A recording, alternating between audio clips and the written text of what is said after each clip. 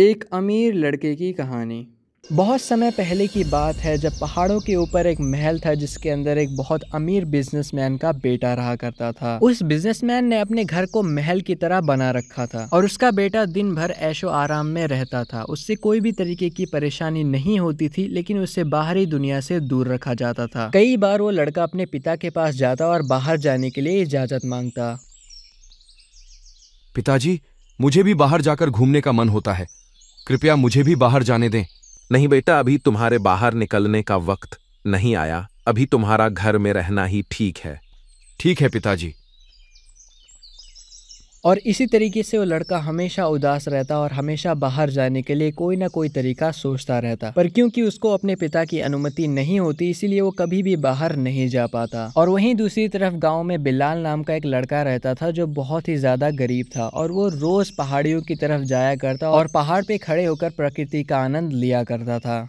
और वहीं दूसरी तरफ महल में जो लड़का था जिसका नाम उमर था, अपने पिता से बचकर छुप छुपा कर वो महल से बाहर निकल आता है। और महल से बाहर निकलने के बाद वो सीधे गांव की तरफ जाता है। गांव की तरफ जाने के बाद वो सबसे पहले बिलाल को देखता है।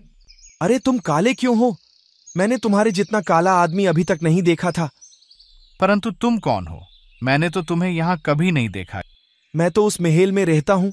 यानी कि तुम उस अमीर बिजनेसमैन के बेटे हो? हाँ, मैं उन्हीं का बेटा हूँ। अरे मैं तो कब से तुमसे मिलना चाहता था। क्या तुम मेरे साथ एक जगह घूमने चलोगे? वह बहुत ही खूबसूरत जगह है, प्लीज चलो। पर मुझे घर जाना होता है, मैं तुम्हारे साथ कैसे चलूंगा? बस थोड़ी देर लगेगी, ज्यादा वक्त नहीं, प्लीज चलो। ठीक है, चलो चलते हैं। बिलाल उमर को पूरे गांव के सफ़र पर लेकर जाता है और पूरे गांव को घुमाकर वो पहाड़ी की तरफ उसे ले जाने लगता है। और बीच में बहुत ही घना जंगल पड़ता है और जंगलों के बीच से वो गुजर रहे होते हैं और उन्हें बहुत ही ज़्यादा डर भी लग रहा होता है कि कोई जंगली जानवर उनके ऊपर हमला ना कर दे। पर किसी तरीके से जंगल को पार करके वो पहाड़ की तरफ जाने लगते हैं और पहाड़ चढ़ने लगते हैं। काफ़ी देर धूप में पहाड़ चढ़ने के बाद में वो पहाड़ की सबसे ऊँची चोटी पर पहुँच जाते हैं। अरे वाह, ये जगह तो बहुत ही ज्यादा खूबसूरत है। खूबसूरत है ना? हम तो हर रोज ऐसे ही खूबसूरती के मजे लेते हैं। तुम लोग कितने खुशनसीब हो। काश मैं भी यही नज़ारे हर रोज देख सकता। इस जगह उमर फैसला करता है कि वो हर रोज बिलाल के साथ इस पहाड़ पर घूमने आया करेगा। वो रास्ते में घर जाते हुए सिर्फ यही सोच रहा होता है कि कैसे वो अपने पिता को मनाएगा हर रोज बिलाल के साथ घूमने के लिए। और जैसे ही वो घर के करीब पहुंचता है वो बहुत ही चालाकी से घर के अंदर घुस जाता है और उसके पिता को पता भी नहीं चलता। फिर बिलाल सोचता है कि कल अपने पिता से बात करेगा और रात हो जाती है और अगले दिन बिलाल अपने पिता से बात करने के लिए जाता है। पिताजी, मुझे भी बाहर खेलने जाने दें। बाहर गांव के बच्चे बहुत ही मजे से खेलते हैं, मुझे भी उनकी तरह खेलना है, प्लीज पिताजी। क्या तुमने कहाँ देखा कि गांव के बच्चे कैसे खेलते हैं?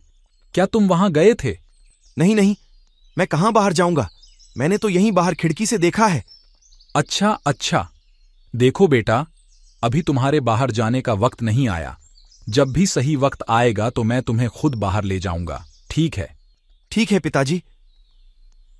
लेकिन अपने पिता के मना करने के बावजूद उमर दोबारा से बिलाल के पास घूमने के लिए जाता है। अरे आज तुम फिर यहाँ? हाँ, मैं तुम्हारे साथ घूमने के लिए आया हूँ, चलो घूमने चलते हैं। ठीक है, चलो चलते हैं, आज तुम्हें मैं एक नई जगह ले चलूंगा। बिलाल उमर को गांव के बाहर बहुत सारी नई नई जगहों पर घुमाने के लिए ले जाता है। गांव के बाहर एक नदी होती है जहां पर बिलाल उमर को घुमाने के लिए ले जाता है। ठीक उसी तरीके से बिलाल अगले दिन उमर को गांव के बाहर एक गुफा के अंदर ले जाता है। गुफा के अंदर वो बहुत ज्यादा मौज मस्ती करते हैं और काफी अच्छे दोस्त भी बन जाते हैं। बिलाल गाँव के बाहर आइसलैंड की जो बीच होती है वहाँ पर भी उमर को लेकर जाता है। और उसी तरीके से दूर जंगल के बाहर एक झरना होता है, बिलाल वहाँ पे भी उमर को लेकर जाता है। वो लोग काफी ज्यादा मौज मस्ती करते हैं, काफी जगहों पर घूमते हैं, जंगलों में घूमते हैं। और एक दिन बिलाल उमर को गांव के बाजार में भी लेकर आता है। ताजी सब्जी ले लो, अरे हरी हरी ताजी ताजी सब्जी ले लो, अरे हरी हरी ताजी ताजी सब्जी ले लो। तुम यहाँ क्या कर रहे हो? पिताजी आप यहाँ? क्या मैंने तुम्हें महल से बाहर जाने के लिए मना नहीं किया था? कुछ नहीं पिताजी, बस ऐसे ही बाहर टहलने के लिए आया था। तुम घर चलो, फिर बताता हूँ। ताजी सब्जी ले लो, अरे हरी हरी ताजी ताजी सब्जी ले लो। पिताजी सॉरी, आगे से ऐसी गलती नहीं होगी। उमर के पिता बहुत ही ज्यादा गुस्से में होते हैं और वो उससे डांटते हुए घर लेकर जाते हैं और कमरे में ले जाकर गुस्से से पूछते हैं, क्या मैंने तुम्हें महल से बाहर जाने के लिए मना नहीं किया था? जी पिताजी। तो फिर क्यों गए बाहर? क्योंकि मुझे भी बाहर जाकर उन गांव के बच्चों के साथ खेलने का मन होता है। बेटा, तुम नहीं जानते, तुम एक अमीर बाप के बेटे हो, ये सोचकर ये गांव वाले तुम्हें किडनैप कर लेंगे। तुम नहीं जानते, यह लोग बहुत ही ज्यादा खतरनाक हैं। तो क्या इस डर से मैं हमेशा घर में ही पड़ा रहूं?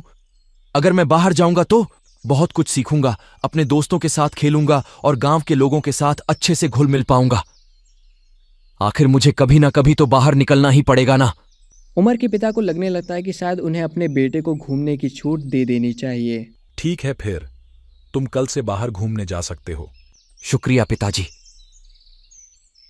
अब घर से घूमने की इजाज़त मिलने के बाद उमर हर रोज़ बिलाल के पास जाता और वो दोनों मिलकर कहीं ना कहीं घूमने जाते और आपस में बातें किया करते। वो दोनों अब बहुत ही अच्छे दोस्त बन चुके थे और अब वो हंसी खुशी जहाँ चाहे वहाँ घूमा करते थे और अक्सर वो लोग जंगल में ही रहा करते थे। और इसी तरीके से ये कहानी यहीं पर ख़त्म होती है।